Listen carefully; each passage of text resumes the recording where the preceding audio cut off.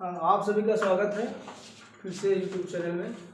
आज आप लोगों के समक्ष प्रस्तुत करेंगे हम क्लास 7th।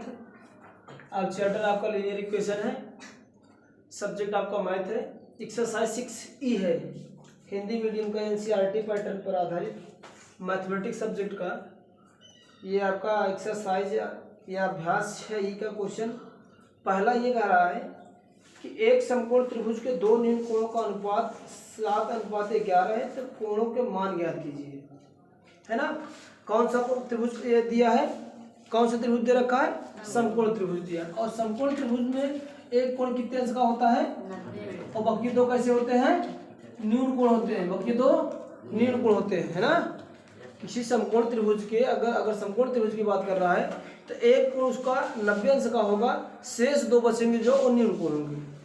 हम ये जानते हैं, अगर मैं अज्यूम करूं कि ABC ये एक त्रिभुज है जिसमें मेरा एक कोण समकोण है। समकोण का मतलब है इसका एक जो है कि कोण एंगल दे रखा है, कितना 90 का दे ही रखा, ऑलरेडी दे रखा है ना।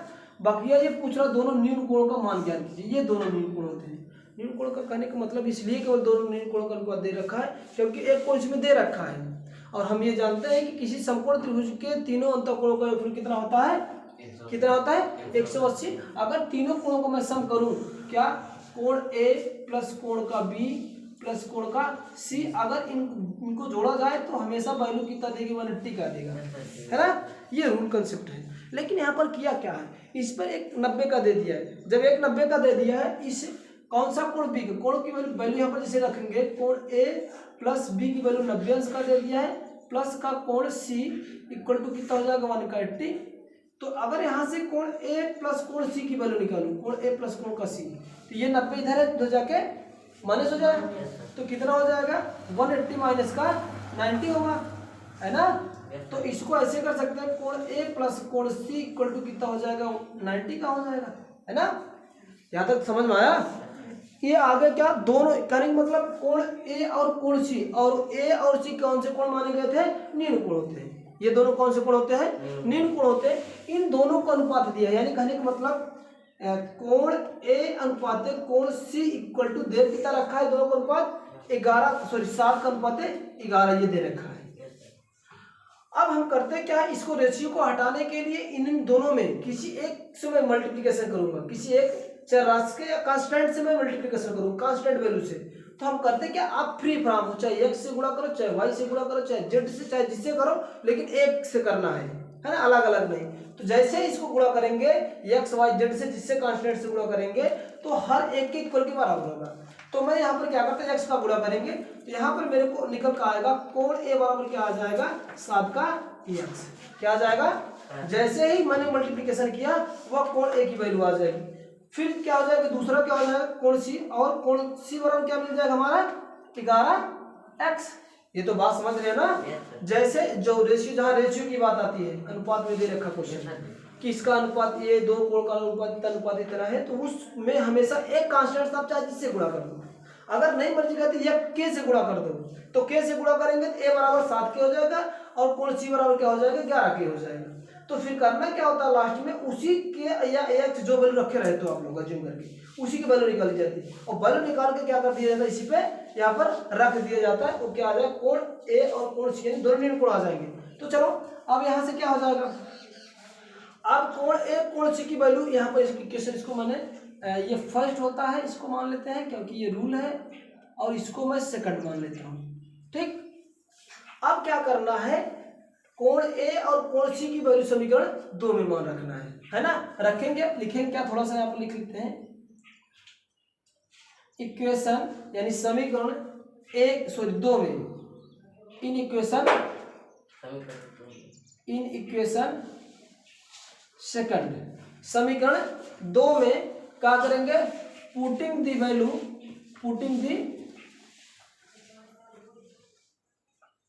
वैल्यू किसकी वैल्यू रखने पर, वैल्यूज कोण A एंड कोण C, कोण A एंड कोण C वी गेट।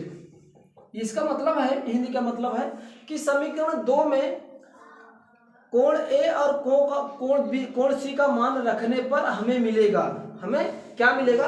अब चलो कोण A के स्थान की तरफ दे 7x, इसमें तो क्या हो जाएगा, ए बराबर क्या है 7x, तो मिल क्या जाएगा 7x प्लस कोण सी बराबर कोण सी की वैल्यू कितनी आ गई है 11, तो 11x बराबर क्या आ जाएगा आपका 90 का आ जाएगा, है ना। यहाँ तक तो अब ये बन गया लीनियर इक्वेशन बन गया, है ना, एक चर वाला।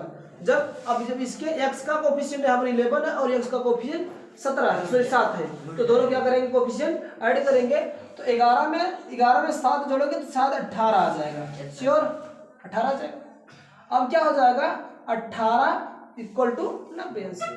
अगर यहाँ से x की वैल्यू मैं निकालना चाहूँ तो x के साथ ये 18 क्या गुणा है ना। हमेशा किसी भी चर वाली राशि का जो आगे अचर रहता है वो गुणांक माना जाता है और गुणांक ही जाके दूसरे साइड भाग हो जाता है। तो ये क्या हो जाएगा, अगर यहाँ से x की वैल्यू निकालूं तो 90 बटा कितना हो जाएगा 18, है ना।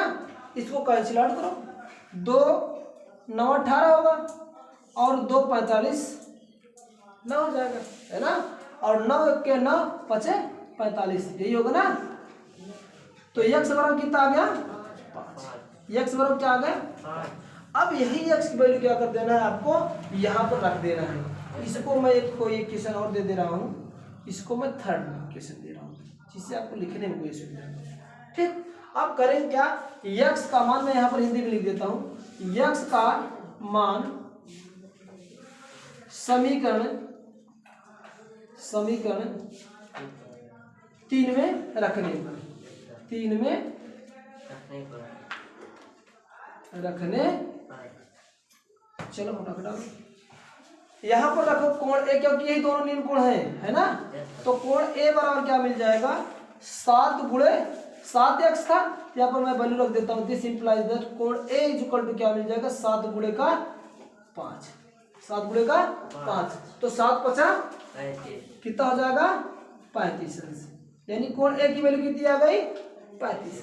दूसरी बात है कोण सी की वैल्यू रखो, कोण सी बराबर क्या है 11x, दिस इंप्लाइज दैट कोण सी इज इक्वल टू 11 गुणे 5 बराबर क्या आ जाएगा 11 5 5। कहने का मतलब इस वाले नील कोण की वैल्यू आ जाएगा 55 अंश और इस वाले का आ जाएगा 35 अंश, ठीक। देखो यहाँ पर बात है नील कोण, अगर ऐसे आप लोग डायरेक्ट करना चाहते हैं तो डायरेक्ट भी कर सकते थे। डायरेक्ट कैसे करने का नियम है कि एक समकोण त्रिभुज दे रखा है, एक समकोण त्रिभुज दे रखा है, कहने का मतलब 90 का काम खत्म, यहाँ से स्टार्ट आपको करना, यहाँ से, है ना, क्योंकि एक कोण 90 अंश है, तो सीधी सी बात है दो शेष न्यून कोण का योगफल हमेशा 90 आएगा जब समकोण त्रिभुज होगा तो, है ना। और रही बात दूसरा का नील कोण, नील कोण का कहने का मतलब ये है कि किसी भी समकोण त्रिभुज का या कोई भी त्रिभुज होगा उनके तीनों कोण का योग करोगे तो हमेशा 180 ही आना चाहिए, है ना। तो अगर ये 90 का दे दिया है तो सीधी सी बात है दोनों न्यून कोण होंगे। न्यून कोण का मतलब होता है, न्यून कोण किसे कहते हैं, वह कोण जिसका मान 90 0 से बड़ा और 90 से छोटा हो, है ना। तो अब यहाँ पर दोनों कंडीशन देख रहे हो कि 90 से छोटा ही होगा सारा का सारा और 0 से बड़ा। तो ये इस तरह से क्वेश्चन करके ये फाइंड किया जाता है। ये कोण आपका आ गया है, दोनों ये दोनों पूछ रहे थे, ठीक है ना। समझ में आया किसी को कोई डाउट, किसी को कोई डाउट। अगर भाई देखो आपको त्रिकोण की अगर त्रिभुज की अगर प्रॉपर्टी आपको मालूम नहीं होगी तो चीजें नहीं कर पाओगे, है ना, जो कि इसके पहले ही बताया जा चुका है कि ये त्रिभुज क्या होते हैं, क्या इनकी प्रॉपर्टियां कितने प्रकार की होती है, बेस्ड ऑन जो है कि एंगल, बेस्ड ऑन आर्म्स या साइड्स, ये सारे बताए जा चुके हैं कि त्रिभुज के आधार पर कितने भुजा के आधार पर कितने प्रकार के त्रिभुज होते हैं, कोण के आधार पर कितने प्रकार के होते हैं ना, और जितने भी त्रिभुज होते हैं सब सारे बताए जा चुके हैं। तो आशा करता हूँ ये चीज़ें आपको समझ में आया होगा, नोट कर लो।